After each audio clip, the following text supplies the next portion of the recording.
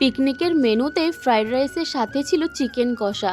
অনেকে কিন্তু চিকেন কষার থেকে চিলি চিকেন খেতেই বেশি পছন্দ করে, কিন্তু বিশ্বাস করো আমাদের মধ্যে যারা যারা গেছি সবাই কিন্তু চিলি চিকেনের থেকে চিকেন কষাটাই বেশি পছন্দ করে। তাই কিন্তু আমাদের ফ্রাইড রাইসের সাথে চিকেন কষাটাই করা হয়েছিল। এখানে দেখো গ্যাসটা কিভাবে জ্বলছে, এটাই ছিল আমাদের মেন সমস্যা। আর চারিদিকে এতটা হাওয়া ছিল যার জন্য কিন্তু আগুনটাও ওইভাবে ছড়িয়ে যাচ্ছিল। এদিকে দেখো মোটামুটি চিকেন কষার জন্য মশলাটা কষিয়ে চিকেনটা আমরা দিয়ে দিয়েছি। তারপর ভালো করে নাড়াচাড়া করে নিচ্ছি যাতে চিকেনের গায়ে ভালোভাবে মশলাগুলো লেগে যায়। আর যেহেতু মানুষ ছিলাম 5-6 জন, তাই কিন্তু অনেকটা চিকেনই প্রায় নিয়েছিলাম।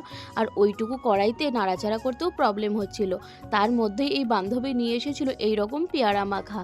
আর এই রকম রোদে বসে 5 বান্ধবী মিলে পেয়ারা মাখা খেতে তো ভালোই লাগে। আর তোমরা তো অনেকেই জানো যে পেয়ারা মাখা আমি কতটা ভালোবাসি। তারপরেই কিন্তু চলে এসেছিলাম একটু এই আগুনের ধারে, মানে দেখছিলাম যে চিকেন কষাটা কত দূর হয়েছে।